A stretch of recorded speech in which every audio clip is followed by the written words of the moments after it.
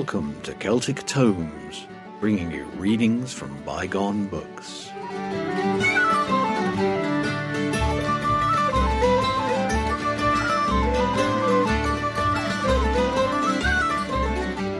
Welcome to Celtic Tomes, bringing you readings by Gary and Ruth from the classic books of Celtic lore and study. Chapter 17 of For the Religion of the Ancient Celts by J.A. MacCulloch.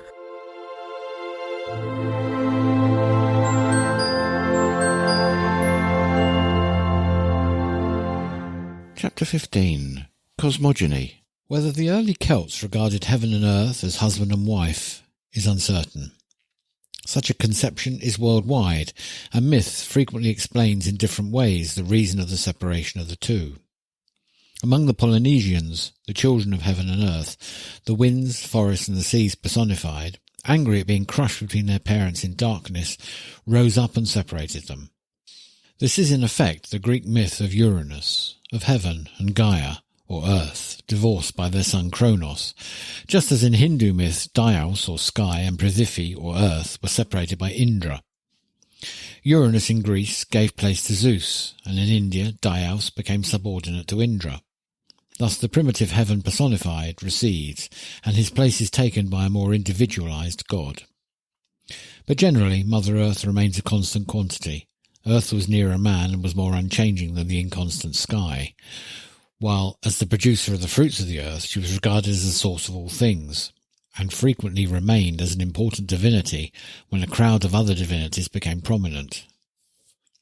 This is especially true of agricultural peoples, who propitiate earth with sacrifice, worship her with orgiastic rites, or assist her processes by magic. With advancing civilization, such a goddess is still remembered as the friend of man, and, as in the Eleusinia, is represented sorrowing and rejoicing like man himself. Or where a higher religion ousts the older one, the ritual is still retained among the folk, though its meaning may be forgotten. The Celts may thus have possessed the heaven and earth myth, but all trace of it has perished. There are, however, remnants of myths showing how the sky is supported by trees, a mountain, or by pillars. A high mountain near the source of the Rhone was called the Column of the Sun, and was so lofty as to hide the sun from the people of the south. It may have been regarded as supporting the sky, while the sun moved around it. In an old Irish hymn and its gloss, Brigit and Patrick are compared to the two pillars of the world, probably alluding to some old myth of sky or earth resting on pillars. Traces of this also exist in folk belief, as in the accounts of islands resting on four pillars, or as in the legend of the church of Cernitu, which rests on four pillars on a congealed sea, and which will be submerged when the sea liquefies, a combination of the cosmogonic myth with that of a great inundation. In some mythologies, a bridge or ladder connects heaven and earth. There may be a survival of some such myth in an Irish poem which speaks of the drochaid bethad, or bridge of life, or the drochet na flaitheanas, bridge of heaven, of Hebridean folklore. Those gods who are connected with the sky may have been held to dwell there, or on the mountain supporting it. Others, like the Celtic Dispeta, dwelt underground. Some were connected with mounds and hills, or were supposed to have taken up their abode in them. Others again dwelt in a distant region, the Celtic Elysium, which once the Celts reached the sea became a far-off island. Those divinities worshipped in groves were believed to dwell there, and to manifest themselves at midday or midnight, while such objects of nature as rivers, wells and trees were held to be the abode of gods or spirits. Thus it is doubtful whether the Celts ever thought of their gods as dwelling in one Olympus. The Tuatha Dé Danann are said to have come from heaven, and this may be the mere assertion of some scribe who knew not what to make of this group of beings.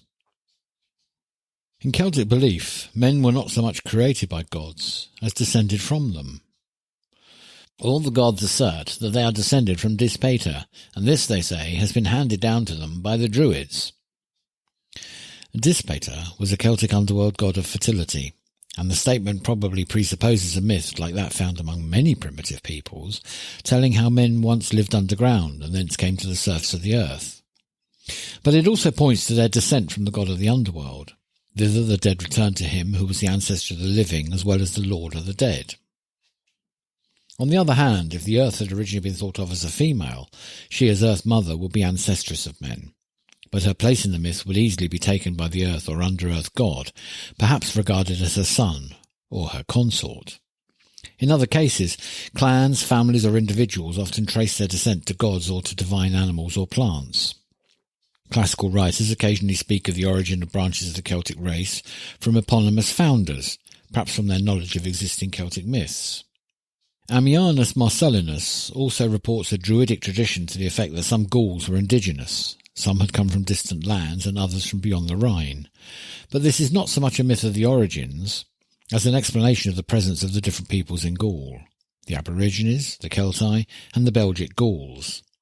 Monsieur Darbois assumes that the distant islands means the Celtic Elysium, which he regards as the land of the dead, but the phrase is probably no more than a distorted reminiscence of the far-off lands whence early groups of Celts had reached Gaul. Of the creation of the world, no complete myth has survived, though from a gloss to the Senchus Mór we learn that the Druids, like the Brahmins, boasted they had made sun, moon, earth and sea, a boast in keeping with their supposed power over the elements. Certain folk beliefs regarding the origin of different parts of nature bear a close resemblance to primitive cosmogonic myths, and they may be taken as disjecta membra of similar myths held by the Celts and perhaps taught by the Druids. Thus sea, rivers or springs arose from a micturation of a giant, a fairy, or saint, or from their sweat or blood. Islands are rocks cast by giants, mountains are the material thrown up by them as they were working on the earth. Wells sprang up from the blood of a martyr or from the touch of a saint's or fairy's staff. The sea originated from a magic cask given by a god to a woman. The spigot, when opened, could not be closed again, and the casks never ceased running until the waters covered the earth, a tale with savage parallels. In all these cases, giant, saint or fairy has doubtless taken the place of a god, since the stories have a very primitive fetish. The giant is frequently Gargantua, probably himself once a divinity. Other references in Irish texts point to a common cosmogonic myth of the earth having been gradually assumed in its present form. Thus many new lakes and plains are said to have been formed in Ireland during the time of Partholan and Nemed, the plains being apparently built up out of existing materials. In some cases, the formation of a lake was the result of digging the grave of some personage after whom the lake was then named. Here we come upon the familiar idea of the danger of encroachment on the domain of a deity, e.g. that of the earth god by digging the earth, with the consequent punishment by a flood. The same conception is found in Celtic stories of a lake or river formed from the overflowing of a sacred well, through human carelessness or curiosity, which led to the anger of the divinity of the well. Or again, a town or castle is submerged on account of the wickedness of its inhabitants, the waters being produced by the curse of God or a saint, replacing a pagan god, and forming a lake. These may be regarded as forms of a Celtic deluge myth, which in one case, that of the Welsh story of the ship of Nevyd, which saved Dwyvan and Dwyfach and a pair of all kinds of animals when Lake Llion overflowed, has apparently borrowed from the biblical story. In other cases, lakes are formed from the tears of a god, for example Manannán, whose tears at the death of his son formed 3 lochs in Erin. Apollonius reports that the waters of Eridanus originated from the tears of Apollo, when driven from heaven by his father. This story, which he says is Celtic, has been clothed by him in a Greek form, and the god in question may have been Belenos, equated with Apollo. Sometimes the formation of streams were ascribed to great hailstorms, an evident mythic rendering of the damage done by actual spates, while the Irish myths of illimitable sea bursts, of which 3 particular instances are often mentioned, were doubtless the result of the experience of tidal waves. Although no complete account of the end of all things, like that of the Scandinavian Ragnarok, has survived, scattered hints tell of its former existence. Strabo says that the Druids taught that fire and water must one day prevail, an evident belief in some final cataclysm. This is also hinted at in the words of certain Gauls to Alexander, telling him that they feared most of all was the fall of the heavens upon their heads. In other words, they feared what would be the signal of the end of all things. On Irish ground, the words of Conchobar may refer to this. He announced that he would rescue the captives and spoil taken by Maeve, unless the heavens fell, and the earth burst open, and the sea engulfed all things. Such a myth, mingled with Christian beliefs, may underlie the prophecy above after Moitura regarding the evils to come and the end of the world, and that of Fecedni in the colloquy of the two sages. Both have a curious resemblance to the Sibyl's prophecy of doom in the Voluspa. If the gods themselves were involved in such a catastrophe, it would not be surprising, since in some aspects their immortality depended on their eating and drinking immortal food and drink.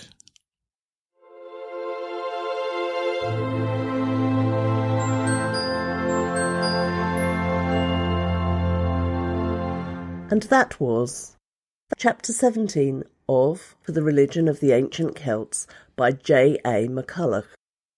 A link to the full text can be found in the show notes. You'll find the show notes at celtictomes.libsyn.com. That's libsyn.com. If you'd like to leave a comment on this chapter, hop over to our show notes and leave us your feedback. If you've enjoyed this podcast, why not try our sister podcast, the Celtic Myth Pod Show, which brings the stories of ancient Celts to life with narrative and drama, as well as bringing you modern Celtic music, stories and information. Find the Celtic Myth Pod Show in all the places where the best podcasts hang out, or on our website at celticmythpodshow.com. We'd like to say a massive thank you and give a shout out to Daniel, Selene, Erica, Kyle and Brandy for being patrons of the podcast on our Patreon page. Thank you so much. Your support is ensuring that we can keep on making these shows. If you'd like to support our continued work on Celtic Tomes, please come and find us on patreon.com/Celtic Tomes. That's patreon.com/Celtic Tomes. You've been listening to Celtic Tomes, read by Gary and Ruth. Our theme music is Gander in the Pratie Hole by Sláinte, and a link to their music can be found in the show notes at celtictomes.libsyn.com. This podcast has been produced by The Celtic Myth Show.